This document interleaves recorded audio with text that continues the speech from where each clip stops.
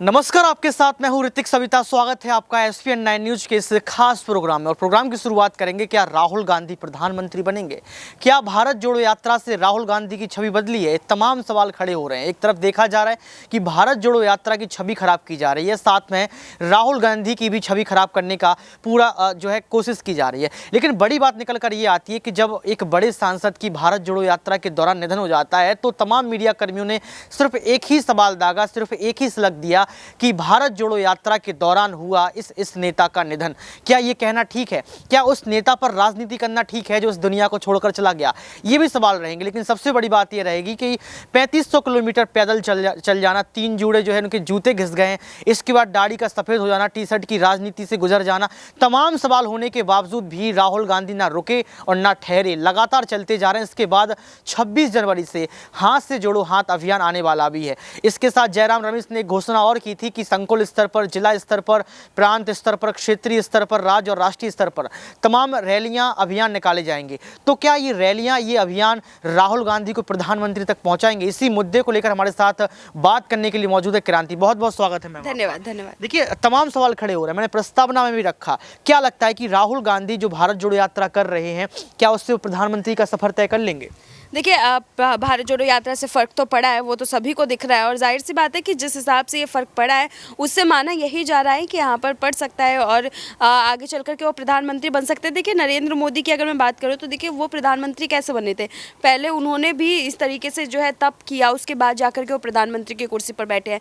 राहुल गांधी ये था कि शुरू से ही वो प्रधानमंत्री के बेटे रहे हैं, तो देखिए उनको अंदर से ये था कि चलिए दादी भी प्रधानमंत्री रहे, पिता ने भी बहुत बड़े राजनेता के तौर पर जो है काम किया, माता श्री भी जो है उनकी राजनेता बनकर उभरी। तो देखिए उन्होंने फिर शायद वो मेहनत शुरुआती दौर में नहीं की। और दूसरी बात ये भी थी कि उस दौरान उनको जो है छिपा करके रखा जाता था। तो एक सवाल इसमें और भी उठता है, जैसे आपने जिक्र किया कि उनकी मम्मी पापा को देखो, तमाम लोगों का आपने जिक्र किया, परिवार का जिक्र किया। और सही बात है कि राहुल गांधी आज उसी कदम पर चल रहे हैं जिस कदम पर उनके पिताजी चले, उनकी दादी चली। लेकिन बड़ी बात यहाँ पर ये निकल कर आ रही है कि राहुल गांधी भारत जोड़ो यात्रा में कितनी मेहनत कर रहे हैं, हम और आप सब देख रहे हैं। सर्दी होने के बावजूद भी सिर्फ एक टी शर्ट में जो है लगातार दौड़ रहे हैं, उनकी टी शर्ट पर राजनीति की जा रही है। पहला सवाल। दूसरा सवाल ये कि भारत जोड़ो यात्रा में अगर किसी का निधन हो जाता है तो उसको इस तरीके से पेश करना कि भारत जोड़ो यात्रा की ही वजह से ये सब कुछ हुआ है। क्या लगता है कि इससे राहुल गांधी की छवि खराब होगी? क्या लगता है कि ये सिर्फ चुनावी पुलाव को पकवाने के लिए किया जा रहा है? देखिए, एक चीज़ शायद आपको याद होगा कि जितने सवाल उठते हैं उनके जवाब भी ज़रूर आते हैं। तो देखिए, जब बात बीजेपी पर आया करती थी, बीजेपी के ऊपर जब सवाल उठते थे तो बीजेपी जवाब दे करके आज कहाँ सत्ता में पहुँच गई वो सबने देखा है।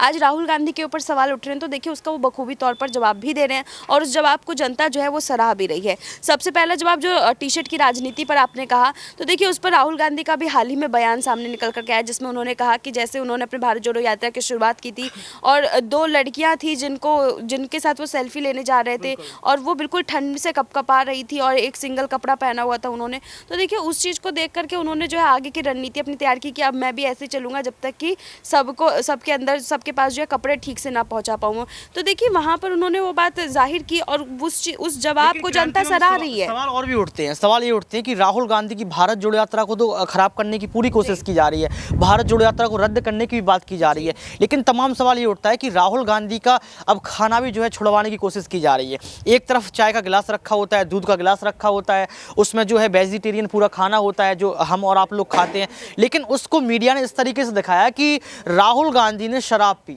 ये दिखाया, गिलास पर घेरा लगा दिया, रेड सर्किल लगा दिया। उसके बाद जो वो और भी चीज़ें खा रहे थे उसको उन्होंने नॉन वेज बता दिया। इस तरीके की चीज़ें वायरल की जा रही हैं। क्या लगता है क्या राहुल गांधी की छवि को खराब करने के लिए किया जा रहा है? देखिए, इस पे ऋतिक मैं इतना ही कहना चाहूँगी कि राहुल गांधी ने जिस तरीके से जो है अपने खाने पीने का जो भी उनका रूटीन रहा है वो हमारे सामने भी नहीं रहा है, ना ही वो किसी और मीडिया कर्मी के सामने रहा है, क्योंकि उनके जो यहाँ पर सिक्योरिटी गार्ड अगर हम देखें और उनकी जो सुरक्षा व्यवस्था देखें इस वक्त तो बहुत ज़्यादा मजबूत है। वो किसी के सामने खाना नहीं खाते हैं, बहुत कम होता है जब वो सबके साथ बैठ के खाना खाते हैं और बहुत कम जगह ऐसी होती है जहाँ पर वो रुकते हैं। तो देखिए इस पर तो मैं टिप्पणी नहीं करना चाहूँगी कि उन्होंने क्या पिया क्या खाया, क्योंकि वो मेरे आंखों के सामने नहीं हुआ। तो देखिए यहाँ पर मीडिया क्या कह रही है, राहुल गांधी क्या खा रहे हैं, क्या पी रहे हैं। लेकिन ये भी देखा गया कि उसके बाद ये दिखाया गया जब तस्वीर सामने आई, हाँ वही चीज़। लेकिन आखिर क्यों मीडिया ऐसा कर रही है? मीडिया लगातार जो है एक तरफ देखा जा रहा है कि राहुल गांधी की भारत जोड़ो यात्रा को कवर नहीं कर रही है, दूसरी तरफ देखा जा रहा है कि बीजेपी पार्टी के तमाम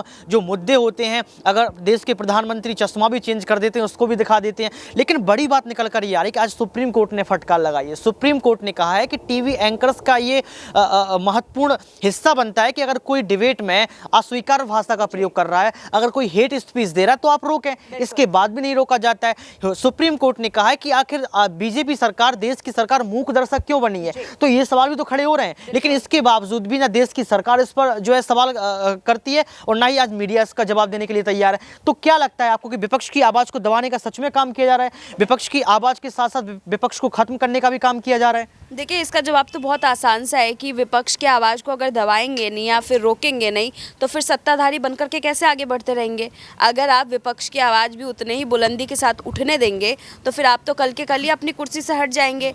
आप इस चीज़ को समझिए कि यहाँ पर जो देश के अंदर चल रहा है स्थिति या व्यवस्था, देखिए उसमें किसी की भी गलती हम नहीं मान सकते हैं, क्योंकि ये चीज़ दशकों से होती चली आ रही है। हाँ, ये है कि पहले चीज़ें कम खुल करके सामने आती थी और आज अगर एक छोटी सी बात भी होती है तो वो ज़्यादा बड़ी बन करके सामने आती है, क्योंकि आज सोशल मीडिया का ज़माना है।